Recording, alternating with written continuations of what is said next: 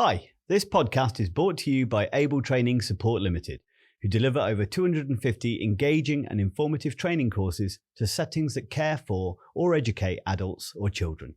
They deliver face-to-face, virtual and e-learning courses across the UK, and they specialise in courses around understanding people and improving practice. Visit able-training.co.uk for more information.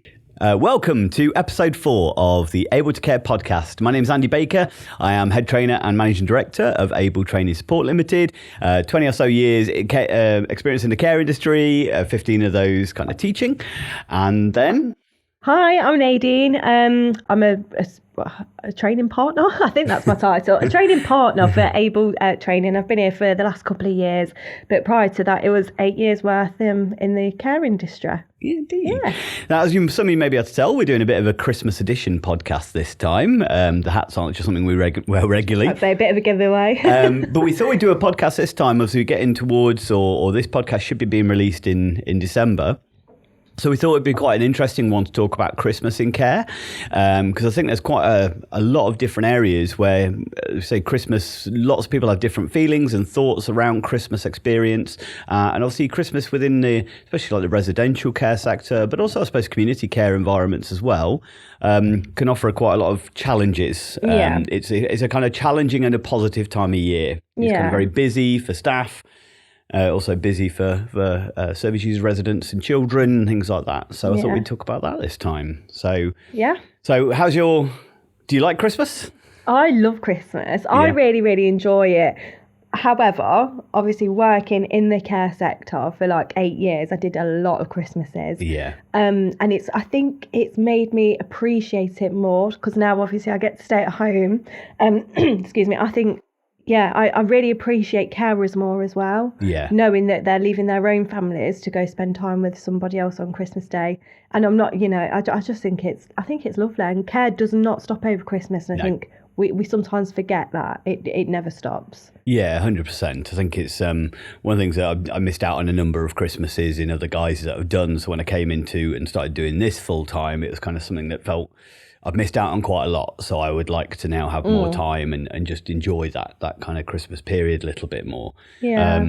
But I think it's quite a positive time of year in care in some ways. I think depending on how you feel about your role and the job itself, I think obviously there's a lot of carers out there that their care setting is an extended family from themselves anyway. Definitely, so you visit your partner's family on one day and and then your own family on Boxing Day, for instance. And then there's, for a lot of carers, they've got another family they go to that they have to kind of fit in within that. It depends on what kind of settings you're in, but from my previous setting especially, ours was brilliant in the sense that we could take the people that were looking after home to our families if they had nobody else to spend it with. And I know, like, I'm still in touch with a few people, and they're spending Christmas with staff members in their homes and in their environments. And I think it's lovely. I think that's really nice, isn't it? Really, especially for those who don't have families or they're very slightly included unfriended and stuff like that. Yeah, it's really nice. And the fact that staff are kind of, and that shows where.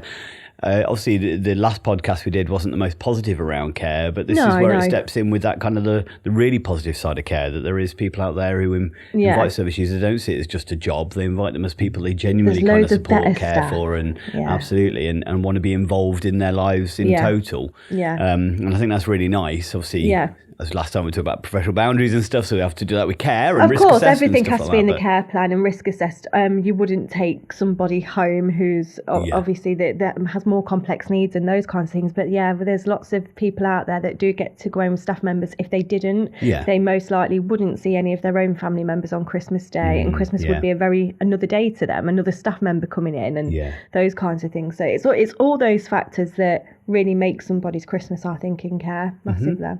Well, I think for me personally, I do like Christmas. I find it quite a stressful time of year. I feel that it's quite stressful. There's things that I really like about it, and there's things that I don't like about it. And we'll talk about a few of those things through, because I think everybody does have very different perceptions about Christmas. You know that typical humbug kind of feeling and stuff like that. And I think sometimes it's the way we approach Christmas sometimes puts people off as far as the kind of, whether it be the overly commercialized or it's all about the gifts rather than all about the kind of the connection. Yeah. I think for me, if you look at it as kind of, it should be an opportunity to take some time out and engage with the people you care about, whether they're family or the people you work with or whoever it is. But I think there's a lot of pressure around gifts and stuff like that. And I think that's something I've seen negative attributes of around Christmas as well, the kind of the gift giving and stuff like that. It seems lovely, but actually there's a darker side to Christmas. Not to bring it down. I won't make this form depressing. No. But I think generally around Christmas, most people are thinking about gifts, they're thinking about food, they're thinking about spending time with family. Obviously for some people it's very religious. Obviously it's got that still like strong religious connection to it. Not everybody. But also we're in a very multicultural society, so it is changing how people kind of approach Christmas and celebrate and enjoy it. So I thought we'd over the podcast we'd talk about a few different environments and how, from our experiences, how we've seen Christmas affect. I know that we mentioned before we started the podcast that you've definitely worked with a few people who found Christmas quite a difficult time of the year. Yeah, definitely. Not always because Christmas itself, they didn't like it. It was a bit of a mixture. So I had one gent that I worked with and he loved Christmas. He loved the decorations, really invested in doing activities like based on Christmas and those kinds of things. But in the run up to Christmas, his behaviours, went really, like they escalated on a day-to-day basis. A lot of it was due to, he had a lot of anxiety and those kinds of things. And a lot of that around the Christmas, is my family going to come and see me? What stuff have I got on that day? What if this or what if that? Or what if I don't get the presents that I want? And this for 2 weeks continuously before Christmas, behaviours really, really sort of shot up and staff numbers then had to go up. And that was every year. Yeah. That was pretty much every year, yeah. I'm kind of assuming on that, was this one of the learning disability settings? So it's learning disability. Schizophrenia, so some mental health in there as well. So schizophrenia, Asperger's, learning disability, OCD. So there's a lot of different factors, very complex going on there. Even though the anticipation was great, so it was like, let's go shopping and we'll buy some Christmas stuff. That part was great, but then as we got closer and closer, it was really tough for him. Really tough. Yeah, definitely. Yeah, I think one of the things, if we just focus maybe on the kind of the autism aspect of that, so that's definitely something I've come across an awful lot. Is that for those on the autistic spectrum, obviously, again, there may be those mixed feelings that Christmas is kind of a fun and a positive time, but it does tend to be a massive change in routine. Yeah. The things that we normally do, suddenly they all go out the window. We're doing things differently at the moment, and we're having meals at different times of the day, and we're changing the meal order up, and that's always for the people who feel safer in that level of predictability in life and find that comfortable. Stepping outside of that can be very anxiety provoking.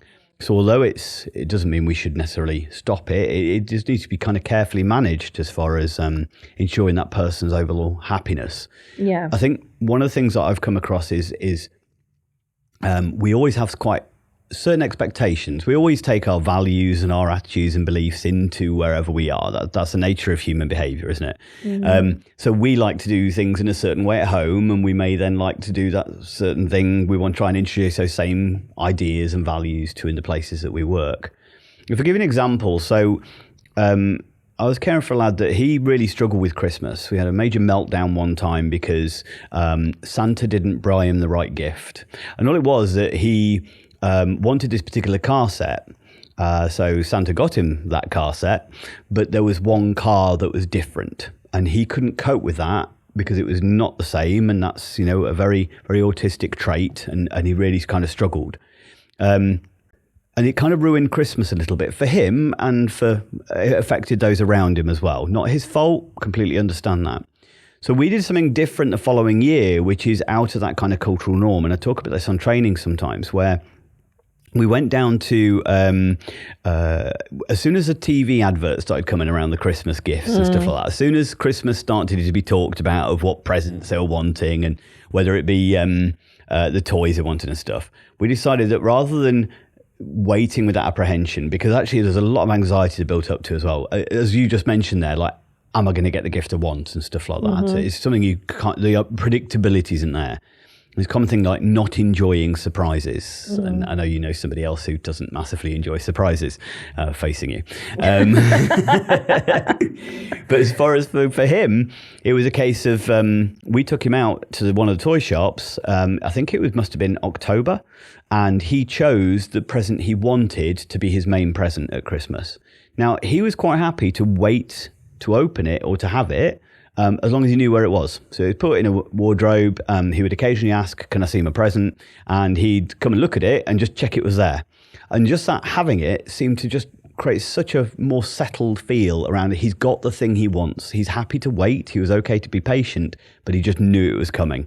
And that predictability made him feel so much better because it was exactly what he wanted. He's just excited about then getting it. So he could be excited about the gift. And I think... he said, I know for myself, I always found Christmas quite difficult when I was a kid because it was not knowing what I got. And it made me feel more anxious than enjoy as far as not knowing what was inside that box, whether it was actually something I wanted, whether, the CD-shaped package, or the cassette-taped package, to be fair, to show my age a little bit, was the actual album I wanted, or whether they got me a different one. And I think surprises is something that some people really like, and some people just can't cope. They don't enjoy it. They find it just a negative thing rather than a positive thing. Yeah. So I think that's where, again, person-centered within that Christmas. I think so. And I think with Christmas as well, not always been a positive experience for everybody throughout childhood and those kinds of things. I mean, a lot of the people that I've worked with have had trauma around Christmas or, at Christmas time, this is what happened, bereavement, grief, all those kinds of things as well. So you've got all those different factors to consider. Yeah. Looked after children. Last Christmas I was with mum where I wanted to be. Now I'm with a family I don't really know. Yeah. It must be really tough. Especially, with a lot of foster kids, sometimes although a family can be incredibly warm and welcoming, it's still not their family, and they may never feel quite as part of the family, especially if there's other biological children there and stuff like that may kind of, and even if the family don't treat them any different, there's always going to be that maybe feeling in themselves that they are different, and so I don't think it always matters how a foster family kind of manage it. It'll always be the perception of the child may be different from what's intended. 100%. I know that one of the guys who came in and did some looked after experience, he said that was one of the things he felt around Christmas particularly, that it wasn't that he was treated to anybody else. Logically, looking back, he recognised he wasn't treated any different. He just didn't feel part of the family and felt like an invader or an intruding on their Christmas rather than feeling part of it, which must be really difficult for a kid to kind of understand and comprehend. Yeah, 100%. I definitely feel as well, obviously depending on different kind of like diagnosis and things like that, with Christmas there's such a huge build up and everybody's talking about Christmas and what they're going to do over Christmas, and then once Christmas Day and Boxing Day are kind of out of the way, I don't know if you feel like this in general, but just as a human we kind of go whoop. Huge anticlimax after, massive. And I think I've seen this an awful lot as well. So what's the next thing to look forward to, or what else is coming, what else can I be excited about, and those kinds of things. Definitely. I mean, you got kind of New Year, haven't you? But that always feels like still an anticlimax to a certain extent. I'll be honest with you, New Year was not celebrated as much it might be different within different care sectors, but it was all about the presents. I'll be honest, it was all about that Christmas Day around the presents. New Year was just another day to some people, especially if they, obviously a lot of the people who I supported didn't drink alcohol. They wasn't so bothered about it's not a celebratory thing, or they're not going to be staying up till midnight It wasn't really a massive thing within care for us. In the elderly care home, I mean, it would be a glass of sherry or something on New Year's Eve, and that was really sweet, but not usually. And again, it's an anti-climax where, a lot of the people I kind of work with autism, it was like, right, Christmas is done, now it's my birthday, or now it's this, now it's that, and it's constantly coming on to the next thing. So one of the things I've noticed as well, as you say, with somebody in care, if they're not joining their family, and maybe that's down to the fact that they can't, or it's not safe to, or the family can't manage, or whatever, but often the family are still continuing Christmas without, and I've definitely noticed certain behaviours and low mood around Christmas. It actually is this source of I'm not the same as the others in my family, and they're getting to enjoy a typical Christmas, and I'm here. Yeah. And I think that's so important for staff to kind of recognise that not everybody finds Christmas a positive experience. Definitely. One thing I've heard a lot, oh, cheer up, it's Christmas. Yeah. I'm not going to just cheer up just because it's blooming Christmas. Yeah, in fact, that's why I'm down. Yeah, that's it. Oh, come on, it's Christmas. You don't want to spoil Christmas for everyone. I've heard this kind of like saying and those that sort of terminology used. Not by many people, a couple of people, and that kind of dampens it a little bit because it's just because the Christmas tree's up does not mean that we're not allowed to feel or we're not allowed to feel anxious about this. 100%, and invalidating of those feelings, as you just gave the example there of don't spoil Christmas. So that's not going to improve a person's self-esteem and mood if we're then saying that their low mood, their feelings, the fact that they're finding it hard is ruining it for everybody else. Definitely. Okay, so one of the things I've been doing quite a lot of training around a subject called PDA. Some of you may know what that is, some may not. So PDA is pathological demand avoidance, and it's a label or a syndrome that is associated with the autistic spectrum. I've been doing quite a lot of training in that recently, so I was thinking about that in relation to Christmas. Yeah. So PDA is a relatively new label. So at the moment, it's predominantly children that have this, that can get diagnosed with this particular label. There's very few adults out there that have this label because it's such a kind of new understanding and diagnosis. But so pathological demand avoidance, they basically struggle with expectations and demands. It's a fear of a loss of freedom. It's an anxiety-based disorder around autism. So they display a lot of typical autistic traits. There's some slight differences, but it's this pervasive need to avoid kind of demands on them or expectations. And the reason I was thinking about this, because I've been teaching a lot, is I think Christmas does come with an awful lot of expectations. And we've just been talking about there, the expectations of how a person should be feeling around this time of the year. And if I'm working and supporting somebody with PDA, that expectation is another kind of pebble in the pond of what they can cope with. So if they have a certain threshold, if I can cope with, let's say, 20 demands a day, suddenly that expectation of you should be happy, you should be enjoying yourself is another demand on top of. You should be excited about the present. You should be grateful for this present as well. And I think that's quite an interesting thing. It is a time of year that there is an expectation of gratitude. And I think it's a strange thing, isn't it? Like, so we expect, let's say, children, if they open that present, no matter what it is, no matter whether they like it or don't like it, to then express gratitude for the fact that they've got it. Say thank you. Absolutely, say thank you, or make them write a thank you note, But there's an element of that kind of almost, you're encouraging a child to lie, you're encouraging them to be false, you encourage them to, and I know that sometimes, we're trying to, protect granny's feelings, but it does mean that kid gets a rubbish jumper again the following year. It's the same thing. So as far as the PDA profile then, I think, because even with something like a family event or like family coming round, even there's expectations on how you should and shouldn't behave and what you should and shouldn't say and things like that.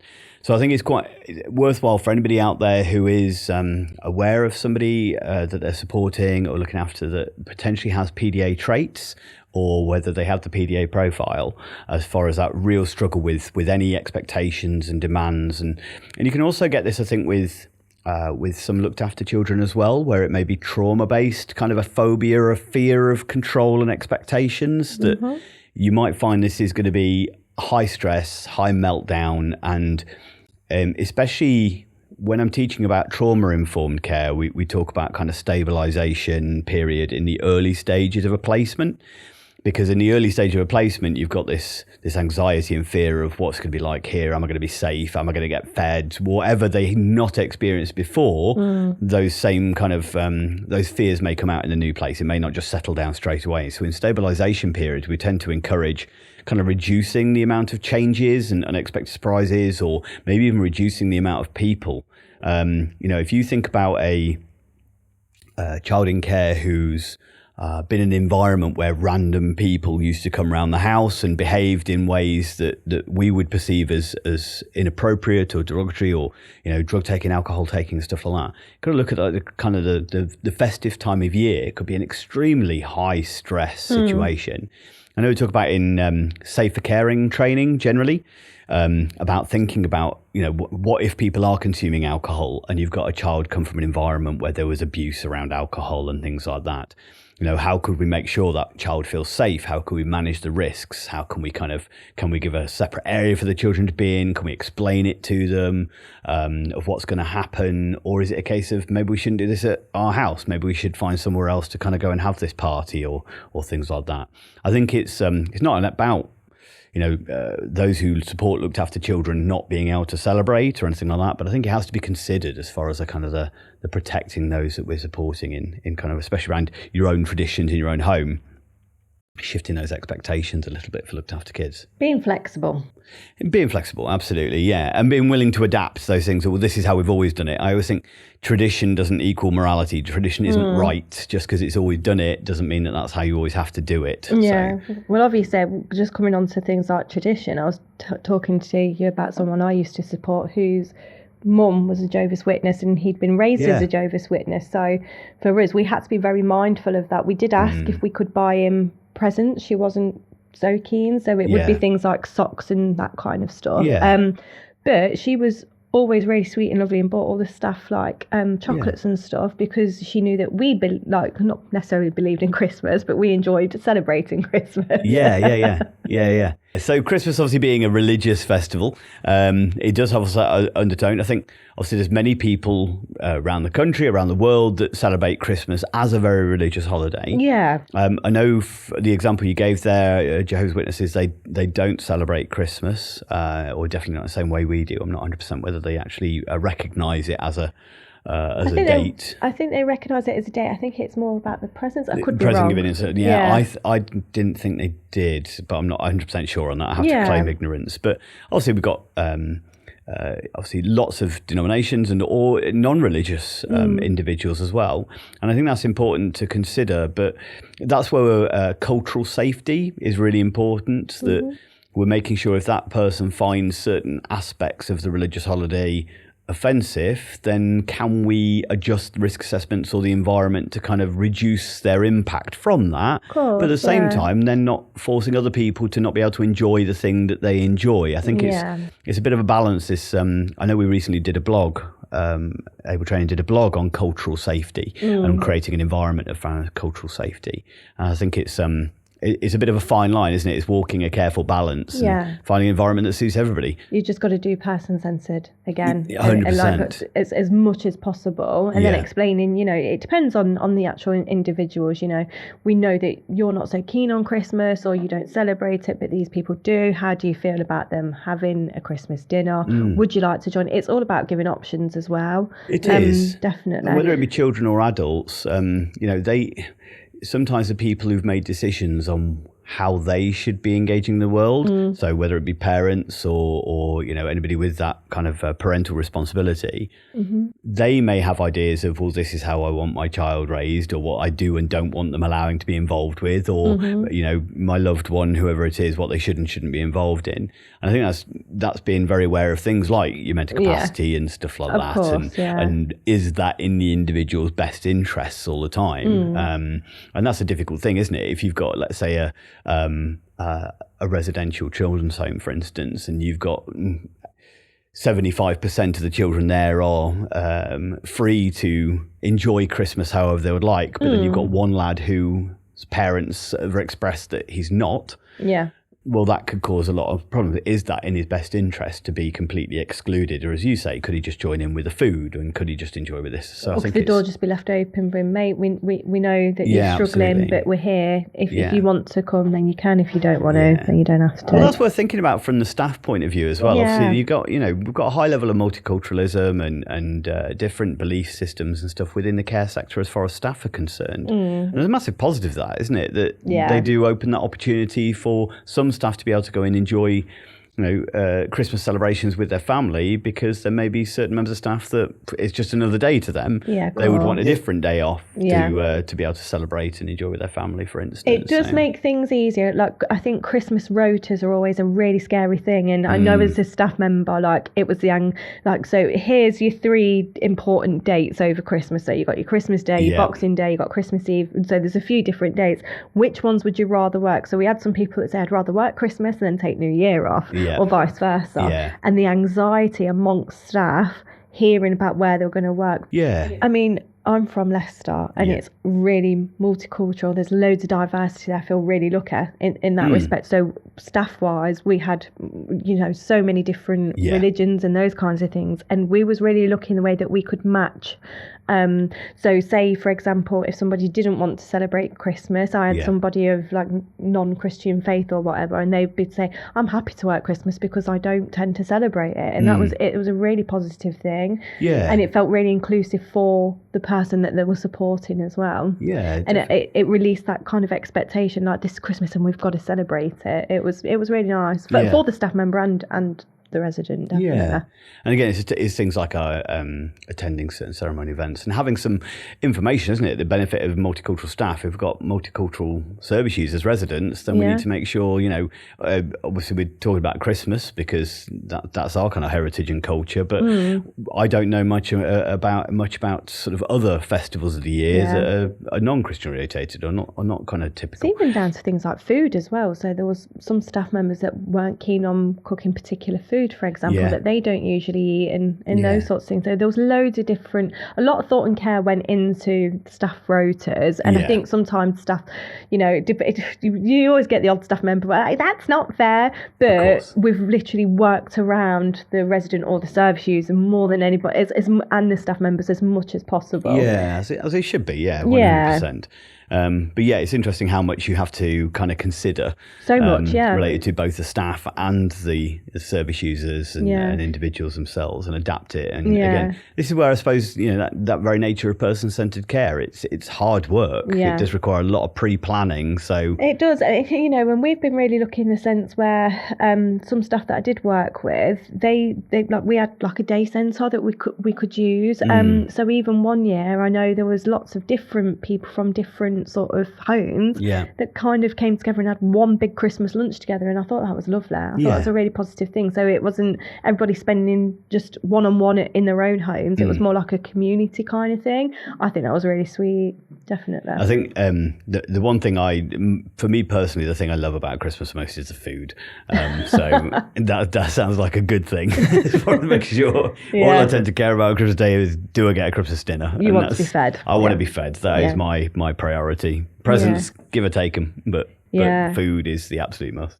I think, just on the back of that, asking individuals if they can give us an answer. What does Christmas mean to you? What's your favourite things? And working from there, like, to, so yours is food, so we definitely feed you. Mine's the playing the games and the interaction. So I do like to eat as well, obviously, but it's more about the spending the quality time for me. Other people, so I know some people have the Christmas dinner and want to go to bed. So I think if you can ask that individual and they can tell you, what does it mean to you? What's your favourite parts about it? Is there anything you're not overly keen on? I think that's a really good place to start. Yeah, definitely. For a meaningful Christmas anyway. And again, and then adjusting our expectations on that person, that just because that's our thing doesn't mean that's going to be their thing. And I think, again, certain environments that could be very difficult, especially if the individual's in your own home and those sorts of things. But it's like you said, you're not a massive fan of surprises. I love surprises. So I know for you, you'd probably like your whole day planned, wouldn't you? Whereas for me, I'd be like, oh my God, a new box on the doorstep. Yeah, we'll go for it. And it's the same with obviously the people that we support. If they can have some input within planning their day, that should really, really help them feel a little bit more in control of what's going to happen. I think that's a really positive thing. So one of the other things that wanted to kind of draw on and talk about. There's a controversial thing that I sometimes raise, and I've had discussions. So when I'm talking about values in some of my courses, we talk about lying as an example of a value that most people consider to be lying's wrong. But then I give them loads of examples of where we all lie at certain points, and some lies we perceive as positive. And I gave the example there a little bit earlier as far as, the child who opens that present from Granny and says, I don't like it, but then being forced to tell Granny they do like it because that'll hurt Granny's feelings. Okay, and that's a good lie. And they're going, it's a white lie rather than a real lie and stuff. But there's one that I think, and I hope nobody listening to this is if I'll give the trigger warning as far as if the children in the car turn it down at this point, because we're going to be talking about Santa and potentially truths around Santa. So that's one of those kind of fibs and lies, isn't it? That we kind of, a lot of people consider to be a really positive, that it's just a bit of fun, or it's, let children be children and those sorts of things. Now, I have certain opinions about this, that I don't particularly like the Santa story in the way it's presented sometimes. But what's your feelings? You like the Santa lie? You like it? Do you know what? I'll just come from personal experience. I remember when I was younger, and I must have been asleep, but I was convinced I could hear jingle bells coming from the roof. And you know what? I was so happy, and I was so excited because I was like, Santa's. I can remember waking my sister up going, Santa's here, I can hear the jingling on the roof. And then my stepdad came in and said, shut up and go sleep. So everyone's told it. I was like, Santa's here. I can remember that feeling, that excitement. And do you know what? It's a lovely feeling. It was a great feeling. Or coming downstairs in the morning, it's like, Santa's been. I can remember being that kind of magical Christmas feeling.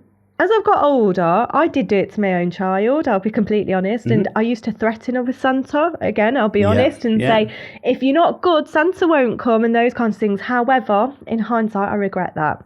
I really do. I really do regret it. I think it's an easy behaviour management tool if it's used. And I think many parents...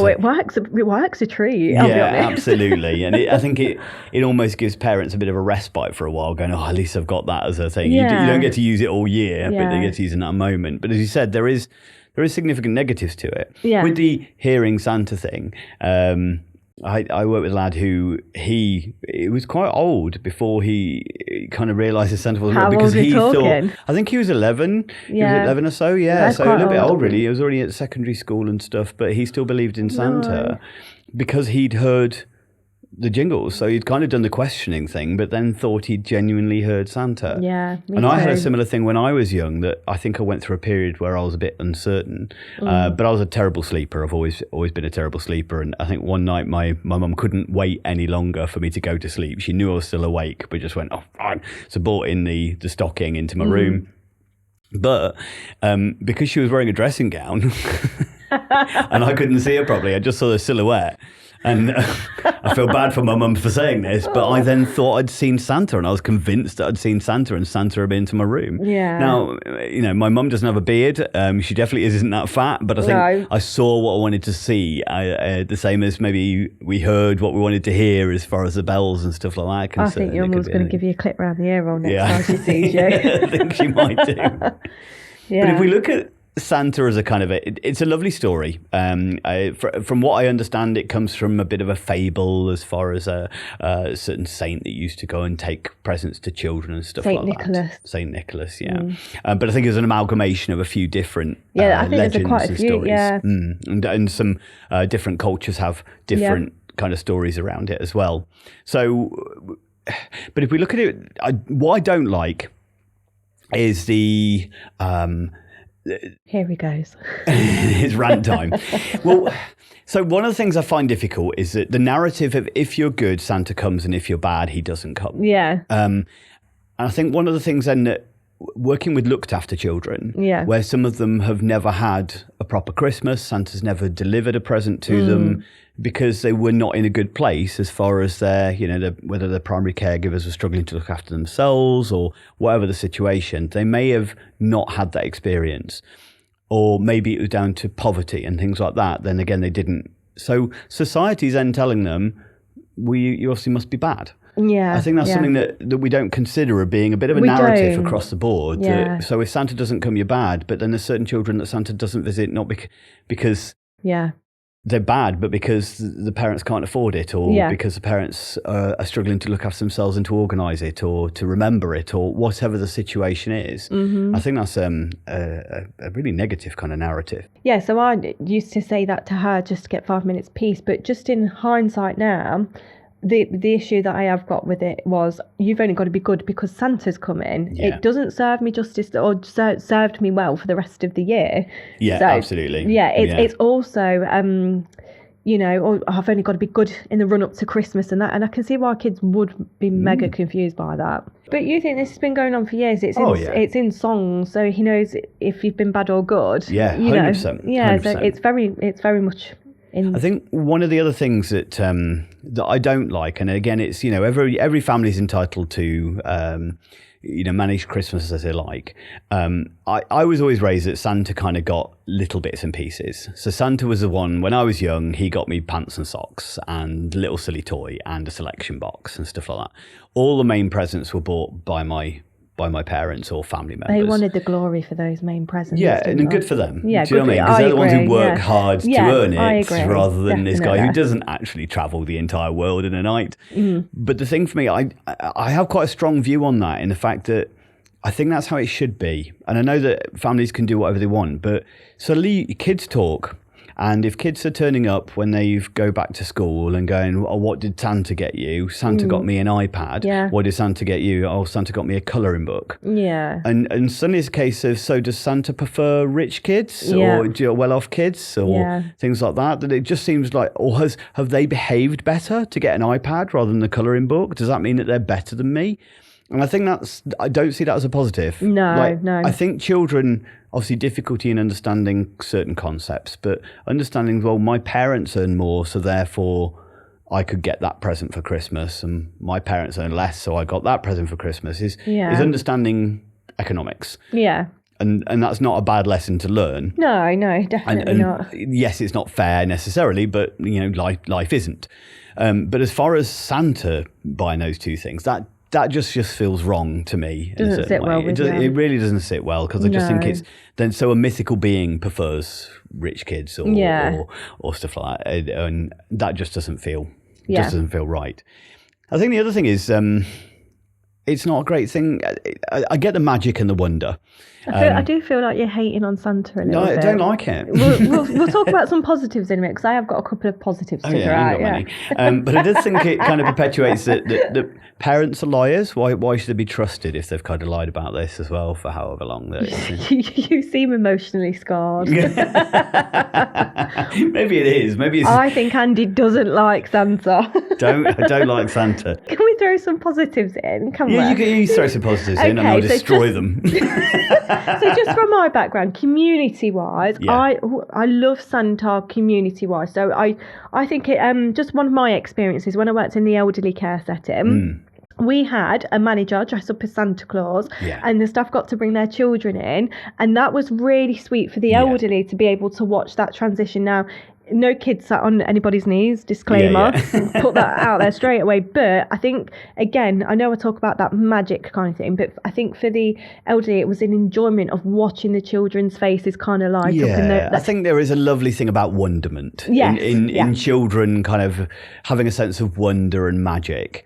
But I don't think just for children. And I think adults enjoy that. I think for Christmas for me changed as I got older. Yeah. But then when younger children came back into my world, it re-sparked a little bit about Christmas again. Yeah. Suddenly it's not about me anymore. It's about the children. Ran then, Yeah, I took a bit of time off. But then it's about them enjoying the experience and them experiencing the magic and fun of it and stuff. And I completely get that. And I think that's for maybe in elderly care, it's that, reconnecting with their youth, revisiting a little bit of nostalgia, thinking about their own family and stuff. And just, I think there is always a joy in children just enjoying life and enjoying experiences. So I completely get that. So I'm not completely against it. But then I've also seen...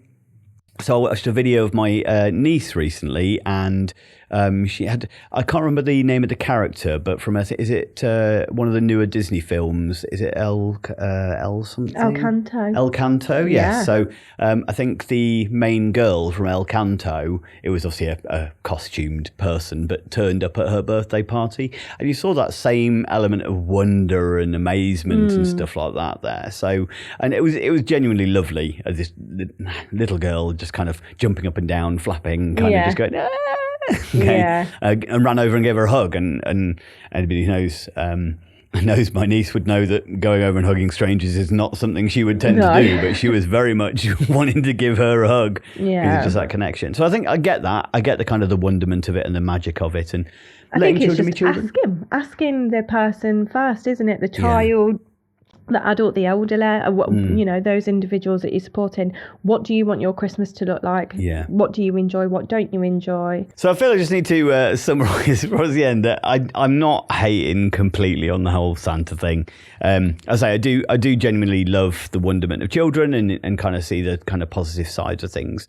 I think there is just things that people should consider that I think we tend to think of things like very black and white. And I think sometimes putting that opposing point of view again, there's different ways of looking at this. And there's some negative narratives as much as there's some positive narratives. I think that's the beauty of care, though. I think it makes you have to look at all those different things that what we wouldn't usually do. Like even with our own children, we probably wouldn't usually do that. But when we're in care, we have to look at and how everybody's affected by something. Yeah, absolutely. And so it's a good thing. It's a positive. Yeah, thing. I think it is. Yeah, and no one's going to hate you for hating Santa. So it'll be okay. Probably don't hand to Santa. I think. Hopefully, you don't get stoned in the street or anything. Steal this hat off him or anything. What a hypocrite. So if we draw this podcast to a bit of a close then, so first off, Merry Christmas and Happy New Year to everybody. As far as I don't know how genuine that is from Andy, but from me, Merry Christmas. I genuinely mean it. That I hope you all have a lovely time wherever you are. Yeah, I do wish the best to everybody and want them to have a wonderful festive holiday. Yes. And eat well. Yeah, that's amazing. Eat well. Yeah, absolutely. All right. Thank you very much. Thank you. Thank you for watching this episode of the podcast. Please remember to like, comment and subscribe to support us or send us an email at podcast@able-training.co.uk to get in contact with any stories, questions or comments. Thank you very much.